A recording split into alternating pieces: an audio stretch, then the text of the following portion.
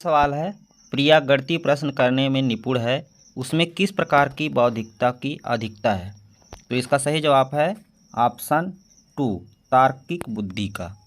चलिए अगला प्रश्न देखते हैं। वस्तुनिष्ठ परीक्षण की सर्वाधिक महत्वपूर्ण विशेषता क्या होती है? तो वस्तुनिष्ठ परीक्षण की सर्वाधिक महत्वपूर्ण विशेषता होती है विश्वसनीयता। इसका सही आंसर है विश्वसनीयता। चलिए अगला प्रश्न देखते हैं। सर्वाधिक प्रभावशाली शिक्षण सामग्री क्या होती है? तो सर्वाधिक प्रभावशाली शिक्षण सामग्री होती है प्रत्यक्ष अनुभव। अनुभव ही सबसे प्रभावशाली शिक्षण सामग्री होती है साथियों। चलिए अगला प्रश्न देखते हैं। मूल्यांकन का निकटतम संबंध किससे होता है? तो मूल्यांकन क्यों किया जाता है? तो इसका सही जवाब है उद्देश्यों की प्राप्ति के लिए। इसका सही जवाब है ऑप्शन 3। चलिए अगला प्रश्न देखते हैं। अंकगणित की 4 मूलभूत संक्रियाएं कौन सी होती हैं? ये मोस्ट इंपॉर्टेंट क्वेश्चन होने वाला है। तो अंकगणित की 4 मूलभूत संक्रियाएं होती है योग, व्यवकलन, गुणा और भाग।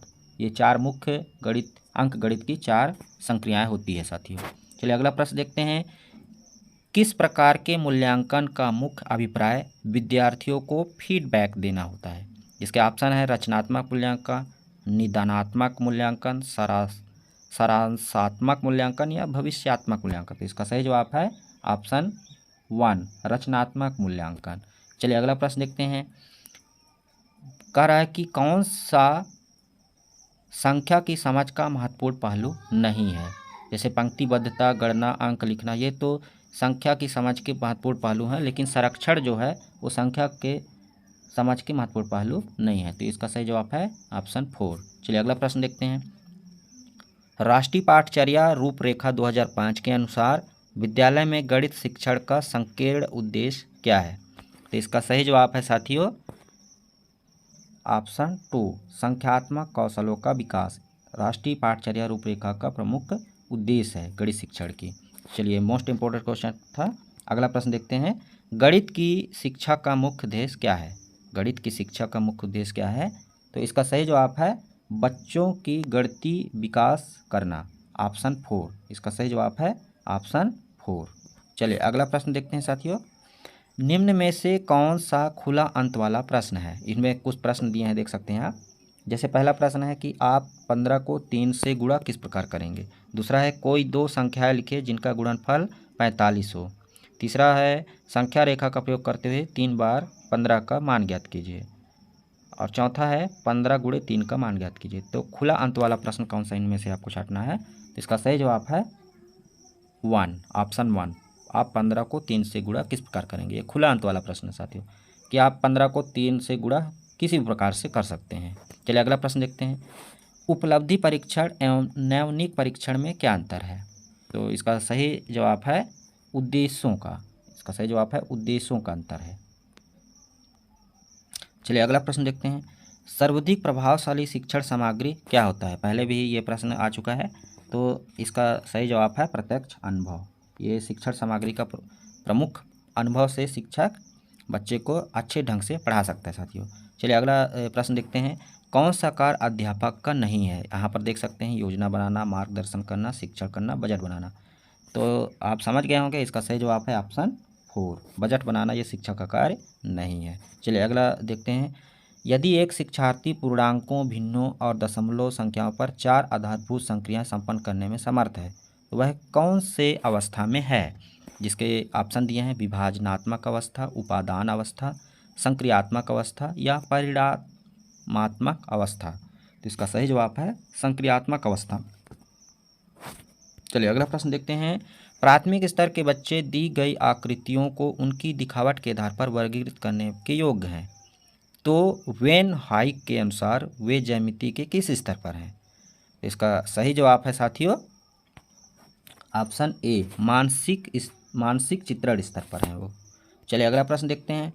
कई बच्चों को 44 लिखने के लिए कहने पर ग्रेड 2 के कुछ छात्रों ने इसे 404 लिखा। एक शिक्षक के रूप में आप इसे कैसे संबोधित करेंगे?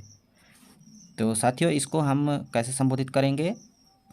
तो इसका सही जवाब है ऑप्शन 2, ठोस सामग्री का उपयोग करके विनिमय के सिद्धांत को समझाएंगे। क्योंकि साथियों 44 और 404 में बहुत बड़ा फर्क है। हम उसको ठोस सामग्री, कंकड़, पत्थर या जो भी ठोस सामग्री है उसको 44 संख्या और 404 को जब दिखाएंगे तो बच्चे खुद समझ जाएगा कि इसको कैसे लिखा जाता है साथियों। चलिए अगला प्रश्न देखते हैं। निम्नलिखित में से कौन सा गणित में कम करने के कारक हो सकता है या गणित में कमज़ोर करने के कारक हो सकते हैं? तो यहाँ पर देख सकते हैं ऑप्शन है जेंडर, सामाजिक सांस्कृतिक पृष्ठभूमि, गणित की प्रकृति या व्यक्ति की क्षमता। तो आप समझ गए होंगे कि हमेशा हमारे समाज में गणित से दूर भागा जाता है, गणित को डराया जाता है, गणित बहुत कठिन है। तो सामाजिक सांस्कृतिक पृष्ठभूमि गणित में कमज़ोर करने के प्रमुख कारक हो सकता है साथियों। तो मोस्ट इम्पोर्टेंट क्वेश्चन था। चलिए अगला प्रश्न देखते हैं। प्राथमिक विद्यालय के बच्चों को गणित पढ़ाने समय पाठ योजना बनाने का सबसे महत्वपूर्ण पहलू कौन सा है?